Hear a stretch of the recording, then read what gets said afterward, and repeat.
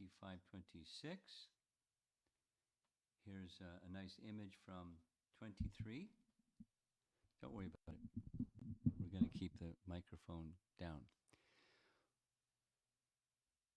I'll just read what you see on the screen here. One may also directly perceive the Lord through chanting and hearing his holy names and glories. Shravanam Kirtanam Vishnu means that one should always chant and hear of the glories of the Lord. One who perfectly hears and chants will undoubtedly see the Lord face to face. So there was some discussion about seeing Krishna and, directly, indirectly, and help from the intelligence, because this whole section is, it's on. This whole section is, the whole chapter, the whole discussion is bhakti. And this section of chapter 7 is Jnana Mishra Bhakti. And with the intention of helping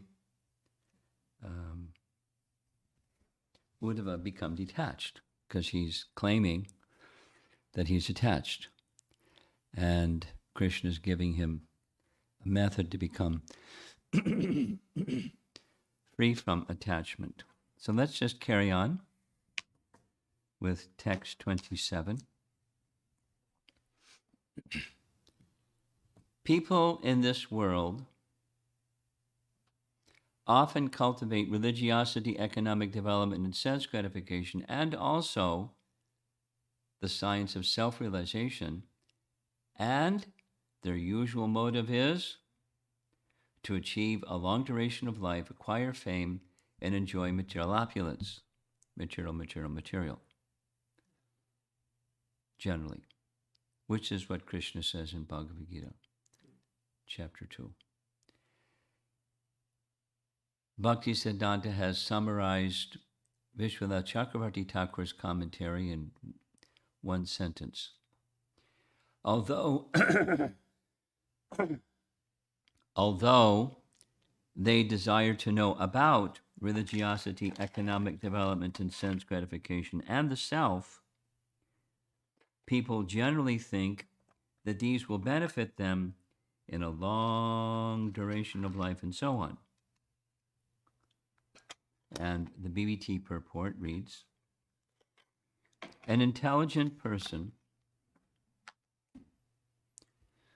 should understand that if there is an eternal soul different from the body, then real happiness must lie in our eternal situation beyond the bondage of material nature. However, ordinary persons, even when discussing spiritual subject matters, generally desire to become famous or to increase their wealth and duration of life by such spiritual practices.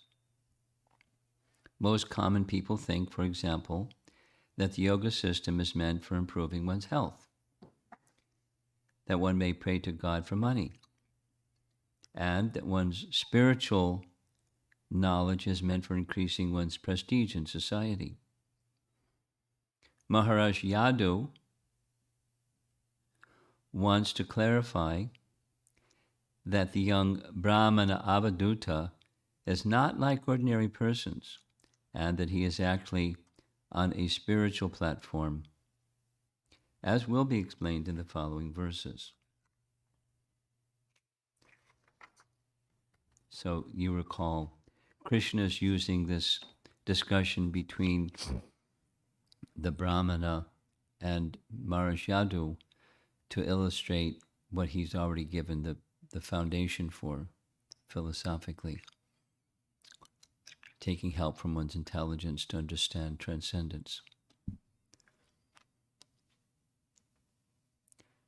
Vishwanath's commentary, very short. People generally engage in artha, dharma, kama, and reflection on Atma for a long time, for a long life, fame, and wealth. Jiva Goswami writes, generally, human beings work hard to cultivate religiosity, economic development, sense gratification, and also inquiry, to increase the duration of their lives, acquire fame, and enjoy wealth. Humans engage in inquiry. Vivitsayam, from the verse. So that was 27. So the discussion, the response is yet to come from the Avaduta, but the picture is being portrayed by his question. He sees, he's intrigued, he's approaching, and he's asking, how did you get to where you are? How did you get to this elevated and detached position? You're not an ordinary person that's like the Dharma Artha Kama people. 28. You, however, although capable, learned and expert, handsome and most eloquent, are not engaged in doing anything, nor do you desire anything. Rather, you appear stupefied and maddened, as if you were a ghostly creature. And one might think, why is a king talking to somebody that looks maddened and, ghostly haunted? But he has an understanding that that's not his position. Here's Bhaktisiddhanta's translation of the verse. Although you are able, wise, expert, handsome, and a sweet speaker, you are not engaged in doing anything. Rather, you appear to be acting like an inert madman, as if you were a ghostly creature. And summarizing Vishwanath's commentary, Bhaktisiddhanta writes, Yadu the king, the son of Yayati, is saying, you are not the performer of any action, and you do not want anything. It is not that you are not doing anything because of ignorance. You are capable. It is not that you lack expertise. You are expert in all activities. It is not that you are ugly, and hence you do not wish to associate with a woman. You are handsome. You speak less. It is not that you are not a learned person, but you do not wish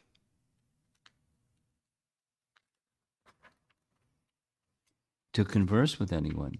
O Brahmana, despite all these, why are you behaving like a dumb person? And the BBT commentary, purport. Ignorant persons often think that renounced spiritual life is meant for those who are impotent or homely or incompetent in practical worldly affairs.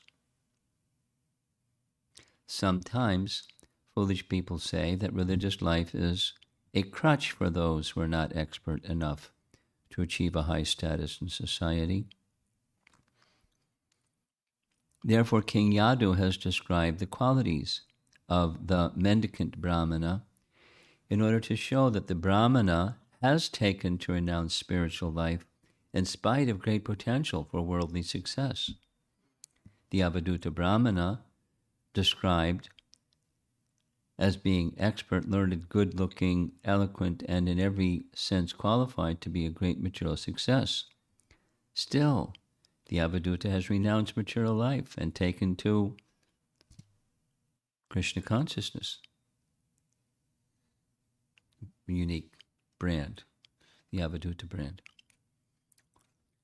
Going back home, back to Godhead for an eternal life of bliss and knowledge is the real work of a human being. Paragraph. The followers of Lord Chaitanya Mahaprabhu simultaneously cultivate their own Krishna consciousness and strenuously endeavor in missionary work to help others become Krishna conscious. Often foolish people deride the devotees by saying, why don't you get a job?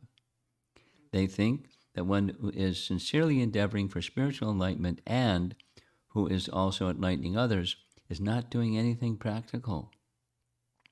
Foolish materialists will pay millions of dollars to extend their lives by a few weeks or months in a hospital, but they do not appreciate someone endeavoring for eternal life. There is no actual logic in material life. The act of trying to enjoy without Krishna is in itself the culmination of irrationality, and thus We cannot expect to find anything ultimately rational or logical in materialistic life devoid of Krishna consciousness. Many devotees of Krishna come from wealthy, learned, and influential families, and they take to Krishna consciousness in order to perfect their lives, and certainly not due to lack of opportunity for material advancement. Although sometimes persons in material distress approach the Supreme Lord for help in material life, a real devotee of Lord Krishna voluntarily gives up all types of material enjoyment, knowing that nothing but love of Krishna and service to his lotus feet are the actual perfection of life. That was a nice purport. And short is Vishwanath Chakravarti Thakur.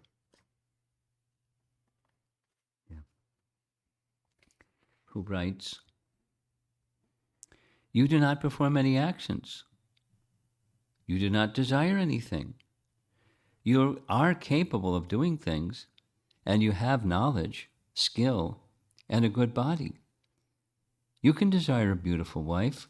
You can speak to anyone because you speak nicely, but you remain like a dumb person, not doing anything.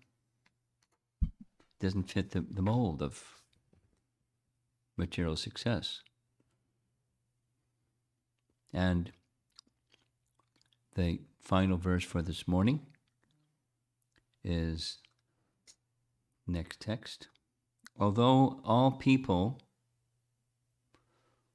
within the material world are burning in the great forest fire of lust and greed, you remain free, and you are not burned by that fire.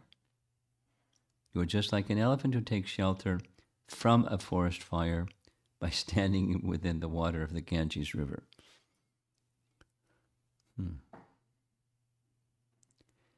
Bhaktisiddhanta translates the verse this way: "Although human beings in this world are burning in the forest fire of lust and greed, you remain free and are not burned by that fire.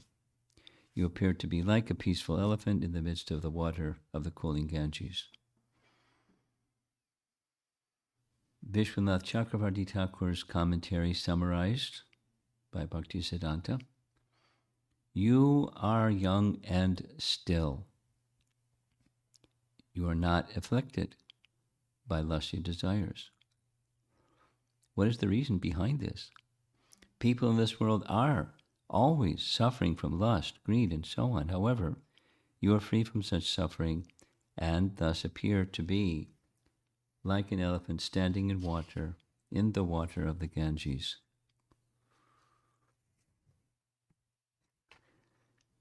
The BBT purport: "The natural result of transcendental bliss is described in this verse. The young Brahmana was physically very attractive, and his senses were full of potency for material enjoyment, yet he was not at all affected by material lust.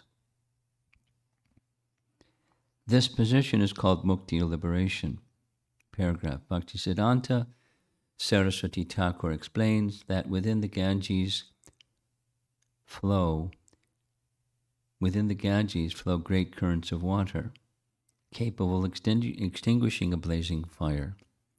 If an elephant, maddened by sex desire, stands within the Ganges, its powerful cooling currents extinguish his lust, and the elephant becomes pacified. Similarly, ordinary human beings trapped in the cycle of birth and death are constantly harassed by the enemies of lust and greed, which never allow the mind to be completely peaceful. But if, following the example of the elephant, one situates oneself within the cooling waves of transcendental bliss, then all material desire will soon be extinguished, and one will become shanta, or peaceful, as described in Sri Chaitanya Charitamrita. Krishna Bhakta Nishkam Ataiva Shanta. Thus, everyone should take to the movement of Chaitanya Mahaprabhu and cleanse himself in the cooling waters of Krishna consciousness, our real eternal consciousness. And just two more sections. One is Bhaktisiddhanta's purport. There is abundance of water in the Ganges. The water of the Ganges can extinguish any fire. As the waves of the Ganges can extinguish fire, the fire of lust of an intoxicated elephant, and make him peaceful. Although human beings in this world are always disturbed by enemies such as lust, you are an avaduta. And because you are not overwhelmed by lusty desires, you are not disturbed by the fire of lust like an elephant situated in the water. And here is the final section.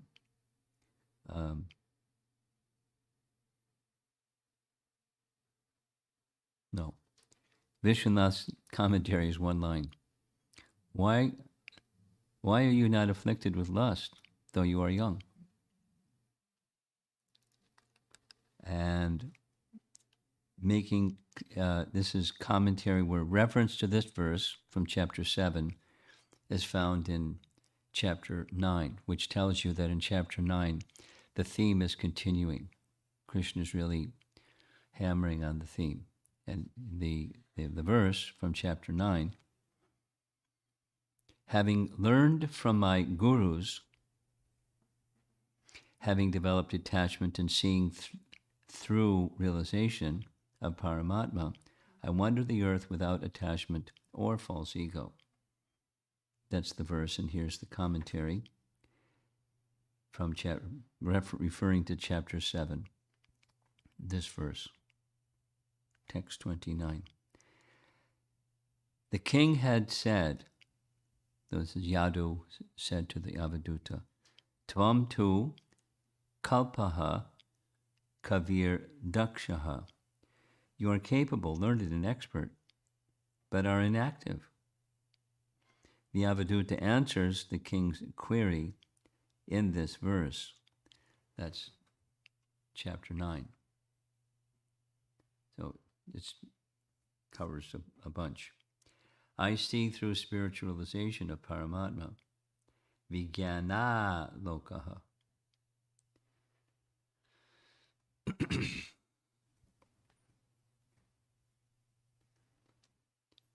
If you remember from the previous section that we were reading from, that this weekend there's a lapse because of another topic, but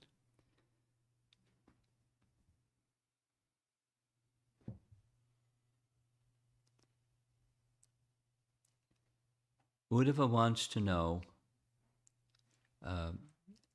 how to become free from attachment, because only when he's free from attachment can he understand Krishna and be absorbed in Krishna. So although he is absorbed in Krishna, he is only attached to Krishna. So bhakti mixed with gyan as being proposed, and the capacity of gyan in its pinnacle is to know the soul. And once one knows the soul, then there's detachment from that which is not, all that is temporary. And then Uddhava says, well, not easy. Attachment is really strong. So he's just repeating the question basically.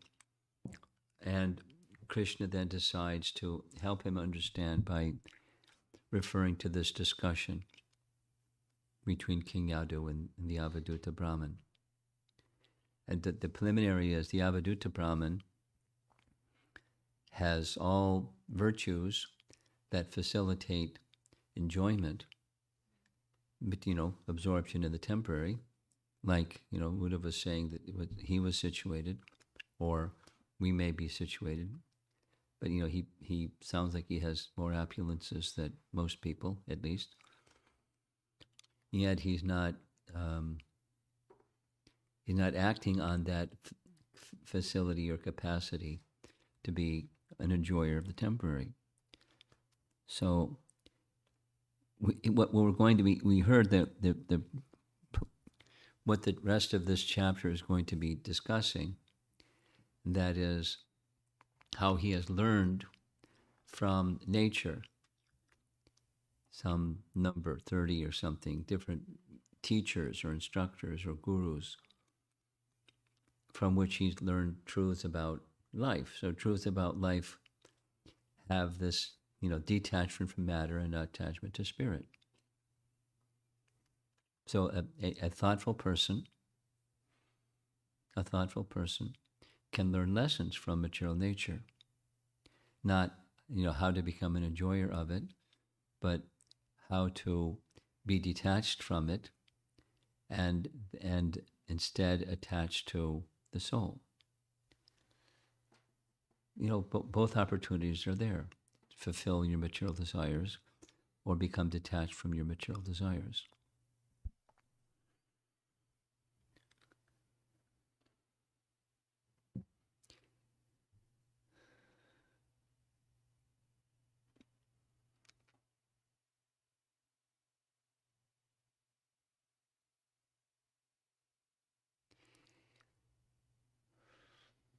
The approach is interesting.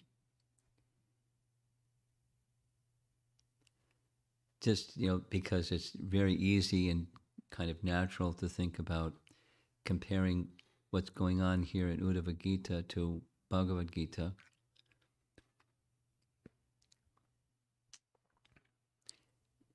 Both Arjuna and Uddhava are cousins,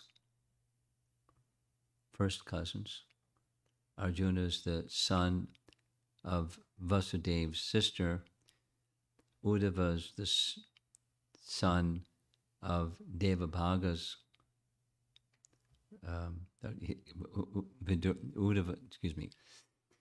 Uddhava is the son of Vasudev's brother, whose name is Devabhaga. So there's family relation, there's friendship, intimate friendship. So it's quite similar. Uddhava is a vastly learned personality. Arjuna is not particularly noted for his vast learning. He's noted for his heroism as a Kshatriya. And so the approach and the response doesn't differ in principle, but the context is different.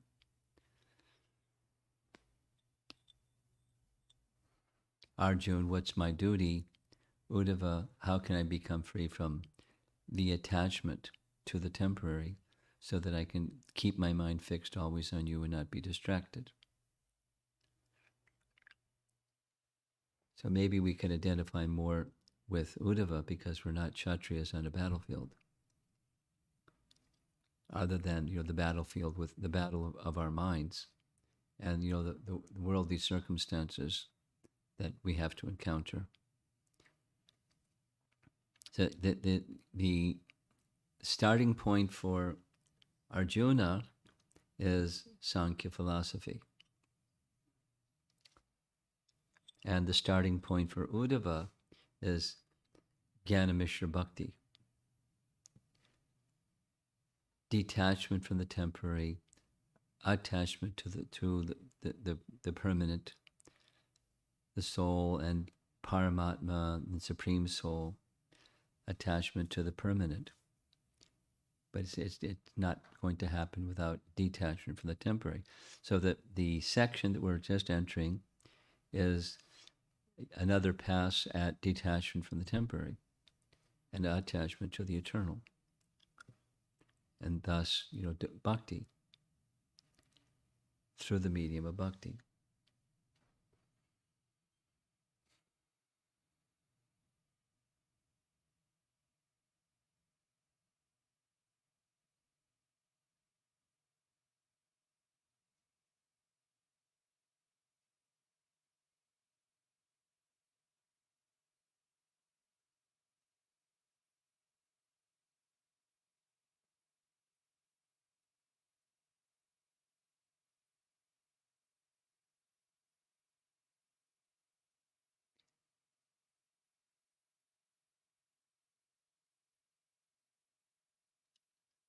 there must have been not just, uh, the, the things that he's going to be describing, how he learned this from this source and that from that source. There must have been, in principle, there must have been sadhu sangha. So we'll hear as we go further. But in the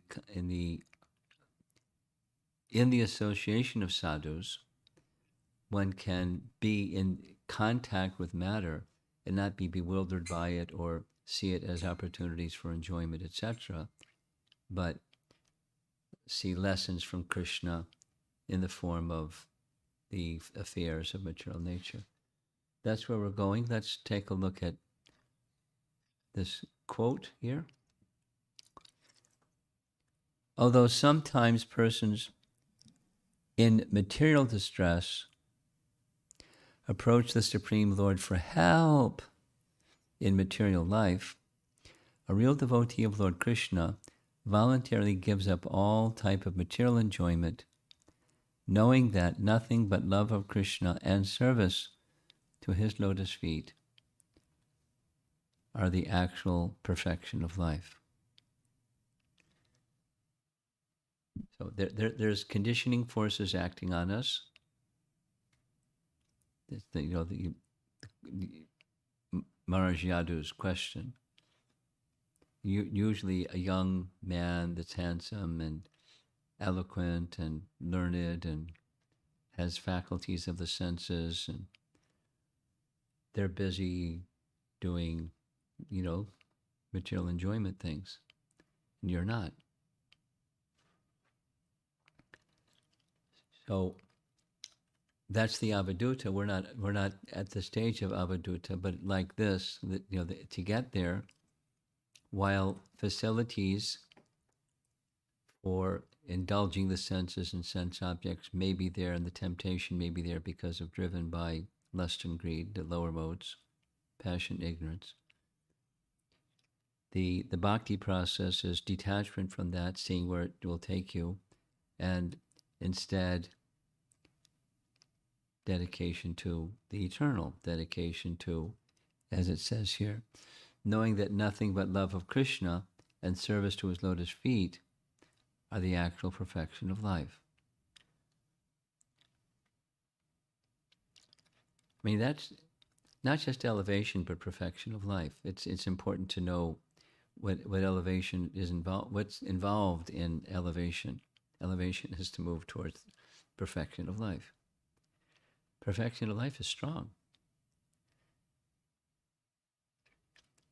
Let's say if one doesn't have that goal, then easily complacency will be a factor in one's life. Like, I'm having some difficulty, and so I take bhakti seriously, and that difficulty is mitigated to some degree, and so I slacken. And complacency, it's a topic that comes up a lot. How do we go beyond this, the kind of, earlier stages of bhakti that don't seem to go beyond the earlier stages of bhakti after some time, kind of like level, plateau out, and don't seem to make further progress. Now, this instruction, this whole section is to help us not fall into that complacency, kind of stuck on a certain plateau stage, and when we dip down, then we get more serious, but it doesn't stay because we become comfortable again. And then when you become comfortable again and slacken in that perfection, attainment, aspiration, comes back down. It's very standard in Vaidhi Sadhana Bhakti. It's a very standard pattern. So how to go beyond that?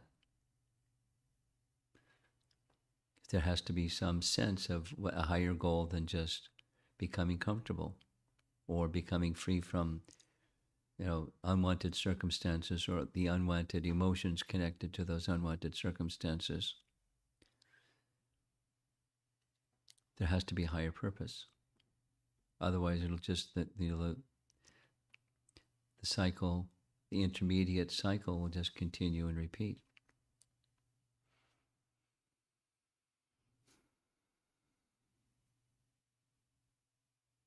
I'll read again.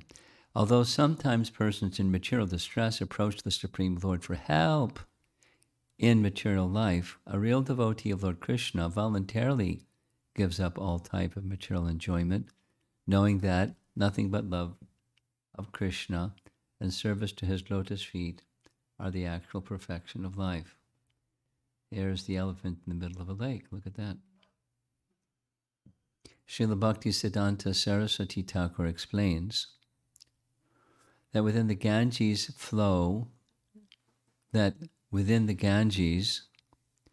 flow great currents of water. The grammar is awkward. Capable of extinguishing a blazing fire. If an elephant maddened by sex desire stands within the Ganges, its powerful cooling currents extinguish his lust, and the elephant becomes pacified. Similarly, ordinary human beings trapped in the cycle of birth and death are constantly harassed by the enemies of lust and greed, which never allow the mind to be completely peaceful. But if, following the example of the elephant, one situates oneself within the cooling waves of transcendental bliss, then all material desire will soon be extinguished, and one will become shanta, or peaceful. She's really a creative artist, Shruti. Nice. Okay, so that's it for this morning. See if there's some discussion.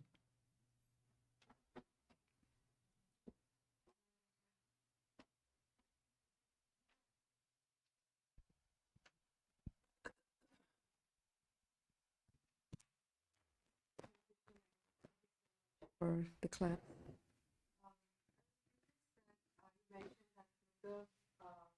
Krishna's cousin.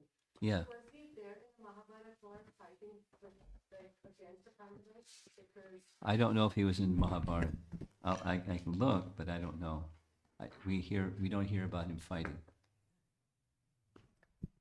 I'm not familiar with that. Right, can I ask another question? Yeah. Maharaj, when you mentioned about being complacent, that when we have trouble with the Lord, and when we are back, we come back to a material life. But I struggle with a different part. I still have that, but there's another thing that I'm struggling is sometimes when I get overwhelmed with situations that I see among devotees or temple, I find myself taking strength, going back to the material part of my life, getting strength in my career or some other part.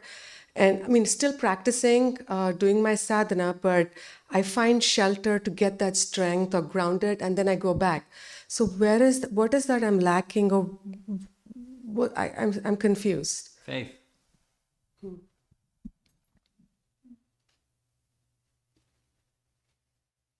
You know,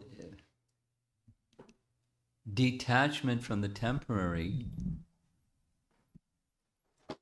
jnana vairagya, but it's not that you don't know.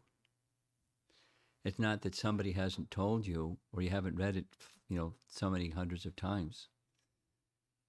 But, reposing faith in that which you've heard can lift to application of that knowledge and then detachment. So this is my understanding is, it's a bhakti. I heard it just this morning, Prabhupada's explaining. Bhakti, he didn't say it in these very words, but the beginning of spiritual life or the bhakti life is some faith. And then that faith grows and grows up to the stage of prema that's already there. It's just naturally already there. Nityasiddha Krishna prema. Sajikavano, it's already there. So when faith is soft and pliable, then one can be influenced this way, that way. And when faith becomes more matured, then bhakti is is not intermittent. Nishtha. He was discussing those verses from Canto 1, Chapter 2. Nishtha. Nashta prayeshu, abhadreshu, that verse.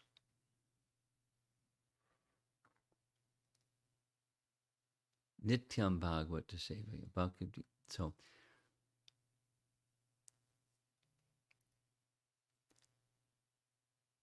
it's not lamentable, that is to say, supposing this answer is okay, faith is the issue. Now, what do I do about that? I could get sad about it, or I could beat myself up about it, or I could just continue with knowledge and orienting myself towards hearing with proper faith, which the indication of that proper faith is I apply it. Well, I'm not so good at applying.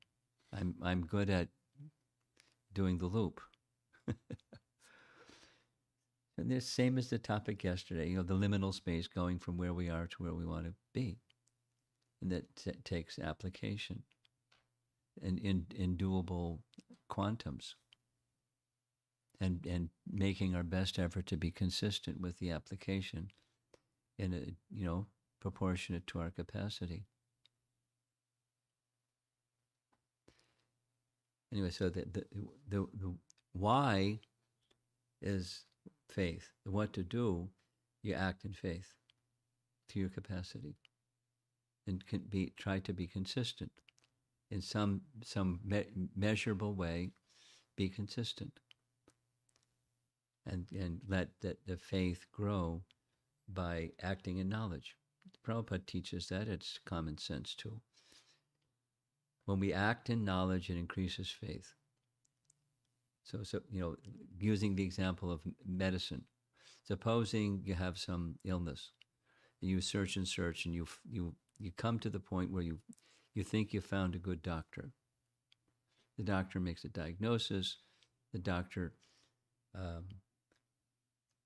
makes some recommendation. Here's some medicine. Here's a diet. Follow it. So faith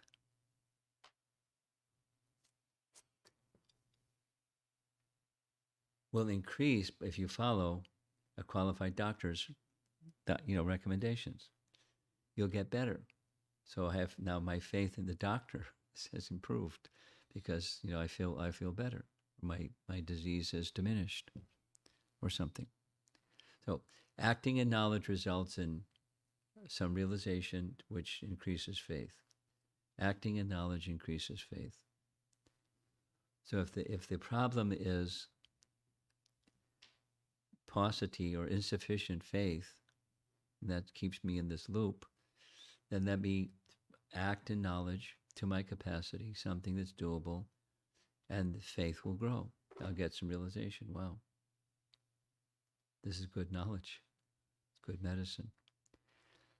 There's a verse that I've heard quoted a few times recently, and I don't know the Sanskrit or its source, but there's 5 things that have greater efficacy where there's faith, and one of them is medicine. Another is a teacher. If I have faith and my heart is open, the teacher says, and I apply it, and that the benefit comes. It's true. Supposing someone just pops some medicine, and supposing someone has a faith in the doctor, the healing is going to be better if there's faith in the doctor than just popping some medicine. The healing process. So is strengthened by faith. And so the bhakti process is strengthened by faith. And there's a way to nurture faith.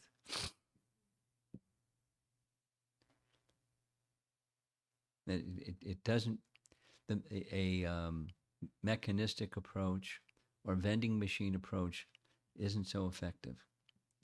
The faith, from the heart application to the bhakti process, that's more effective, because that's the essence of bhakti. Anything else?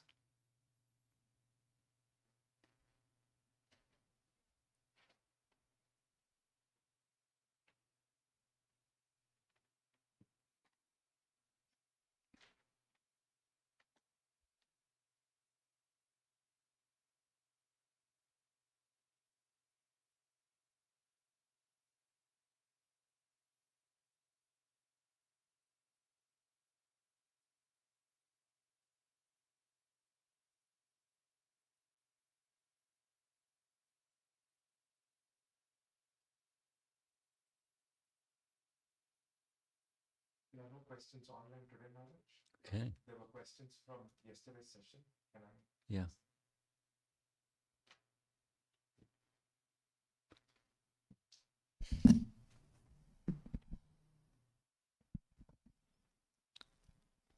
Amaramataji asks, unless one understands that his real self-interest is Krishna, can he be grateful for the spiritual blessings? Generally, one is thinking how he has been materially benefited, and then he feels grateful temporarily. Perhaps that's the reason I cannot continue feeling the gratitude and be enthusiastic in every service I do. How can one practically understand that Krishna is our real self-interest? Here's these how-to questions are by follow the bhakti process nicely. That's the how-to. Next.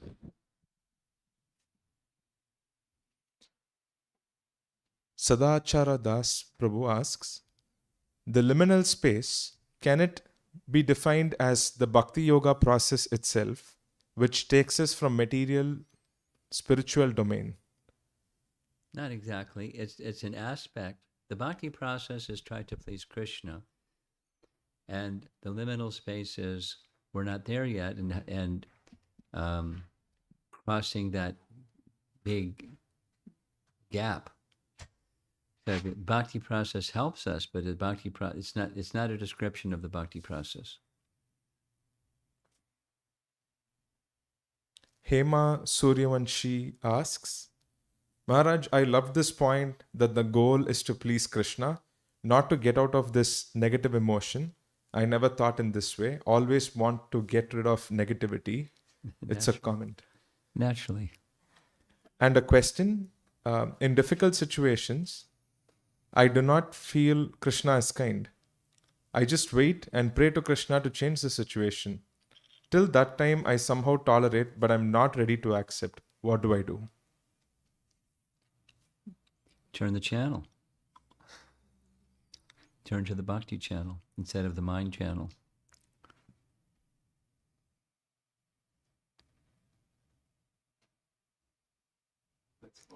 It's a how-to question again. Srila Prabhupada ki Jai.